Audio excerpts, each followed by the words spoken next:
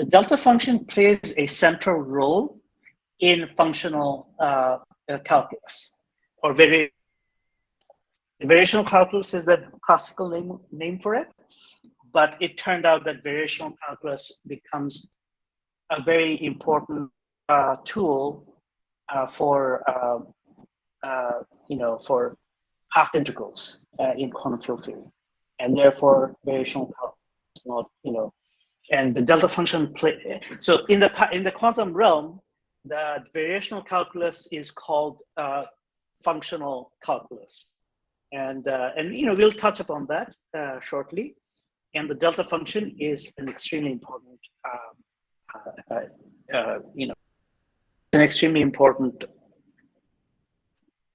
object in that whole story. Okay, let's talk about delta higher dimensions.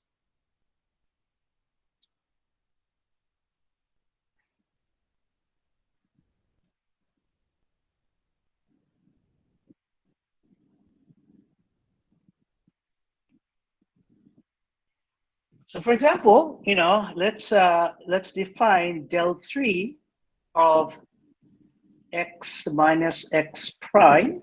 So the 3 is kind of a cubed, but it's defined like this: the delta function along the x-axis, delta function along the y-axis, and the delta function axis. Okay, and therefore, remember when the first delta function appeared, generalize that to 3 dimensions. So 2 pi cubed,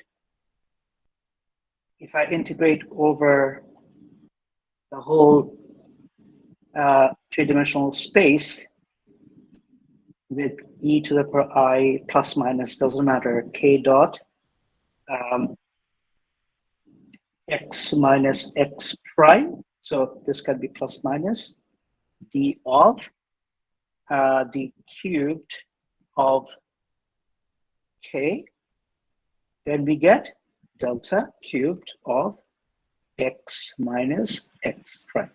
Okay? So this is a 3-dimensional version of the orthogonality that we talked about when we introduced the delta function. Okay? So now I want to talk about an application of delta function, and the application is relevant for your assignment. I'm not going to tell you how, but let's discuss the application of the delta function to classical electrodynamics. Okay.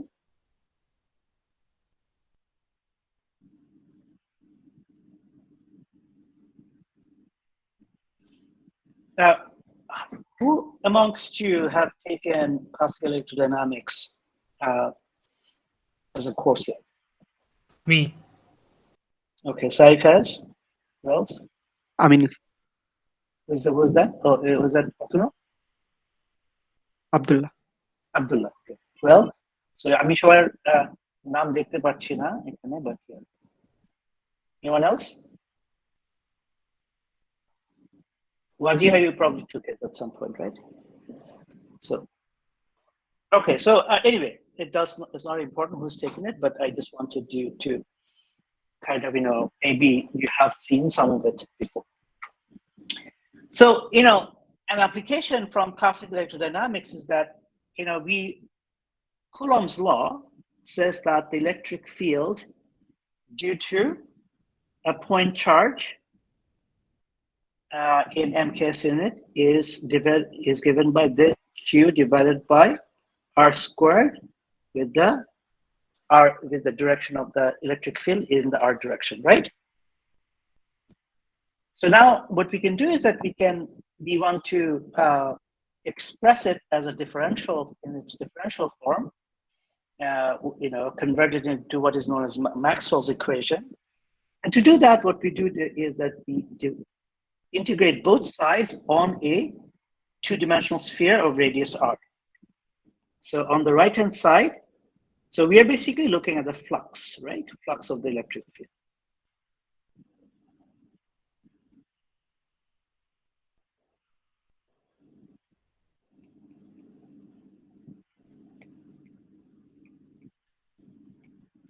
Okay, so I'm just going to lighten up the notation and not use underline.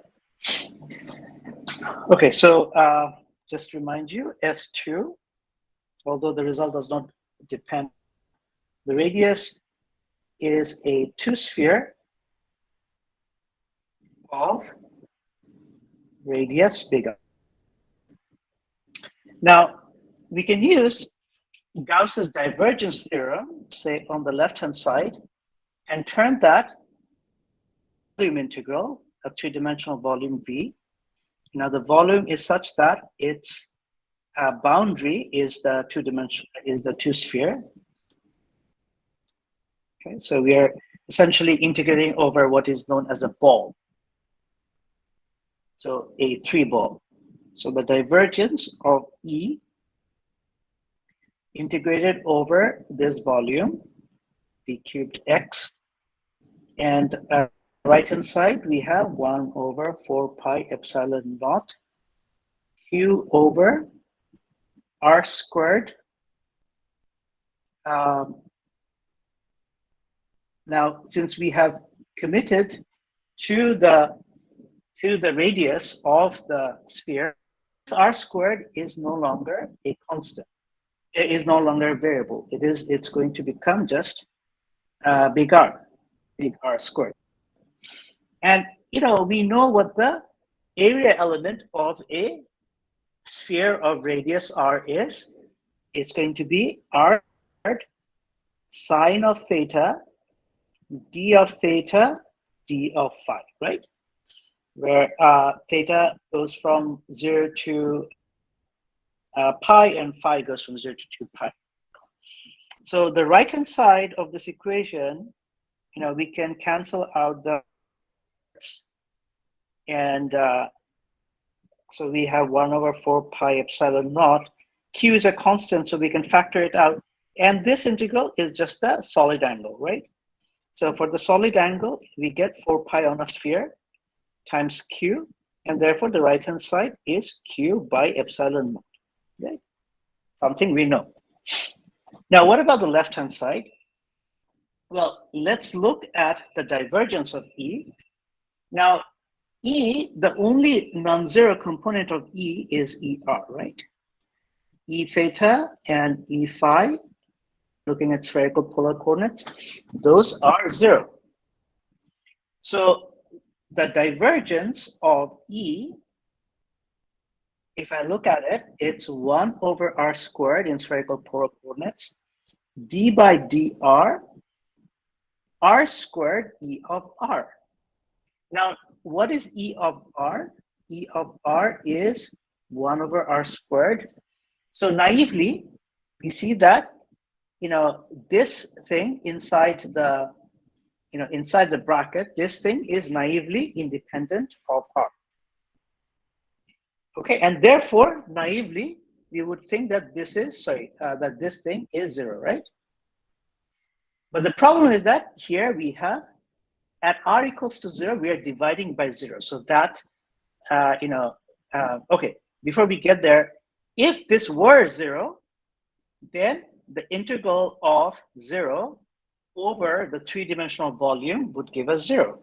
And therefore, on the left-hand side, we would get 0, whereas on the right-hand side, we got Q over epsilon. So we would get a contradiction, right? So what we can say is that this thing must be 0 if R is not equals to 0, right? We have no choice in that. But for consistency, what we have to require is that for R equals to 0, it must be equal to Q over 4 pi epsilon naught delta of R, okay? Because the delta function is, the delta function is, we don't have R is not equals to 0. We can just write these two things as one equation, that the divergence of E is Q by 4 pi epsilon naught delta of R. In that case, if I do the integral, I get from the solid angle, I get 4 pi, and we have 0 to say r, and then q by 4 pi epsilon naught, guys. And here we get r squared, d of r, and here we have d of r, and therefore,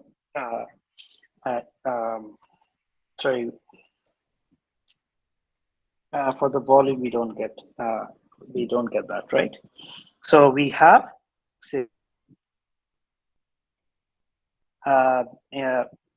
q over epsilon naught. Okay, so function plays an important role in expressing the electric field of a point charge, the divergence of a point charge. So what we are saying is that the divergence of the electric field point charge is given by this. So what is the geometric interpretation? This means that at r equals to 0, a source whose strength is q, or q over epsilon if you like, or 4 pi epsilon if you like, and that electric field lines are going out of that source. It's like a tap. It's a tap of water for electric field lines. I were to cover that point by a small closed volume, there would be a net flux coming out of it. But anywhere else, any other region of space which excludes r equal, if I draw a closed surface, the amount of field line that is going out is equal to the flux going out, and therefore the divergence there is 0. So the divergence of E for this thing, this little region is 0, and any other region is 0, but for this it's not 0, it's given by this. Okay?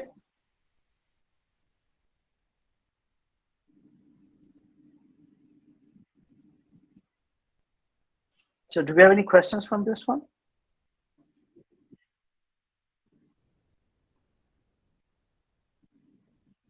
Sir, I didn't get the R independence part beside the differentiation sign. Oh yeah, sure. Because E of R is 1 over R squared. Because that's Coulomb's law. Right? Yes. So in spherical polar coordinates, if you look up the expression for divergence, or you did it in your class, there are angular part, but since the angular parts of E are 0, those things don't matter. Those things are 0 identically. So we only have to worry about the E to the ER component. But the ER component, when R is not 0, this guy has a factor of 1 over R. And this thing has a factor of R squared. So this is 0 when R is not equals to 0. No, it's not 0, it's a constant, sorry. And therefore, when you take the derivative, it gives you 0. Okay, understood. And the part where you highlighted it yellow. Yeah, so the idea is that, but this cannot be true at the origin, because if it were true at the origin, that we would have 0 equals to q over epsilon naught, and that's a contradiction, because by assumption, q is non-zero. So what I'm saying is that, so we are saved from the contradiction if we assume that the divergence of E is equal to q over 4 pi epsilon naught times a delta of R. And essentially, so this is basically for point particle, this is Coulomb's law, okay, or Gauss's law, as it is sometimes called. The idea here is the following: the geometrical interpretation is that what the delta function represents is a source of electric flux lines at the origin. And the source has a strength that is characterized by this number. So you can think of the electric flux lines as some sort of fluid coming out, some conserved fluid coming out. And, so this is like a source or a tap. And so if you surround this point by a closed a surface, it's called a Gaussian surface, then the amount of flux, electric field flux coming out is non-trivial. It's given by this amount, right? What is the flux? If you recall, flux phi of is if you have a two-dimensional closed surface, it is the surface integral on that surface, right? Let's call it sigma. Okay, so this is the electric flux. So the electric flux coming out of any surface, closed surface, that encloses the origin is not zero. It's given by Q epsilon, by epsilon naught. Okay, the 4 pi goes away. When you do the integration, you will find that regardless of the shape of epsilon, you'll get a factor of 4 pi. Whereas upper yellow side, the equal amount of flux is entering and leaving. Exactly. So that's So because it's a 1 over r squared law, right? And therefore, this integral, but if it's involved this sort of Gaussian surface, that gives you a 0, and therefore over there, this is the interpretation of this equation. Okay, so this is a geometric interpretation of this equation. And the last problem in your assignment number 1 in quantum mechanics, we'll use this intuition. Okay. Okay, sir, got it. Okay, any more questions? I have a question. So would this problem be alleviated if the source of the probability or the source of the electric charge was not at the origin? Would we not get this paradox? As long as it's a delta function, it's not alleviated in any way. Oh, I think I made a mistake here. Sorry. Did I make a mistake? No, I think it's fine. Yeah. Okay. So yeah, if it's this delta function is only there because it's a point charge. If it's not, I mean, the choice of the origin is just an arbitrary choice, right?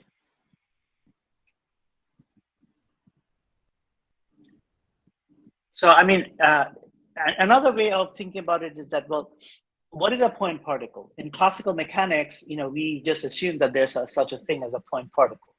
A point particle is a pretty singular thing, right? So people have tried, and the delta function is just expressing that mathematical idealization, or that physical assumption that we have such a thing as a point charge. But are there things as point charge? I ask you. In quantum realm, in classical physics, people have tried to say, okay, maybe when we get really close to the origin, to the charge, charge is actually not a point, but say a sphere. Okay, so people have tried to model the electron, for example, by a sphere, where you have a distribution of charge, and then what they found is that whenever you have a sphere, the sphere, if it's a charge, if you assume that there's some sort of uniform charge distribution on the surface of the sphere, then as it turns out that the electron doesn't really have any dimension. Experimentally, we haven't found the electron to have any dimension. So as you take the radius of the sphere, so suppose this is say I don't know, rho. As you take rho to go to 0, then it turns out that you actually have an infinite self-energy. So And people have tried to deal with this, and Dirac tried, and then they failed, and then quantum electrodynamics was invented or discovered, I should say, and they found a pretty good way of dealing with the infinity, but that is a story for another day. So yeah, you can get rid of the delta function if you assume that it's actually some sort of distribution of charge which is too small for your theory to be able to see, right? I mean, our classical electrodynamics doesn't really work at the atomic and the electronic level, right? That's how we started this whole course. So you can say that, okay, there is some sort of cutoff, and the delta function is just like telling you that we don't know what's happening below that cutoff. So about this point charge thing, did this point charge electron having a having a certain mass arise the question, how do they get mass, and which leads to the Higgs boson thing? I mean, I don't think those things are in quantum field theory. Mass is a parameter. It's the Higgs field is something that gives the So yeah, the thing about so the quantum field theory of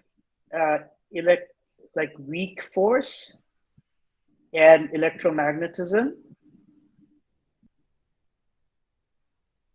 is a theory where basically you have the symmetry of the theory forbids any mass. But mass itself is not forbidden in quantum field theory. It is just the symmetry. It is just the symmetry of the theory that forbids the mass. Okay? But you can have other theories out there, quantum field theories, where mass is allowed. And the whole point of Higgs mechanism is that how do we give mass because we observe mass. So how do we give mass while the symmetry is still there? And that's where, Higgs basically borrowed a mechanism that was already discovered by Anderson and others in condensed matter. And Higgs and Kibble, they just basically took it over to quantum field theory, and and they did do some modifications. They did predict a new particle. So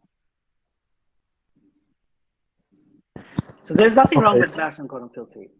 It's just that the symmetry of the weak and electromagnetism forces tell you that there cannot be any explicit mass term.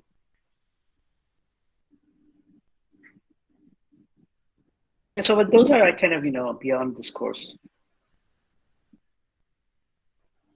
So, any other questions?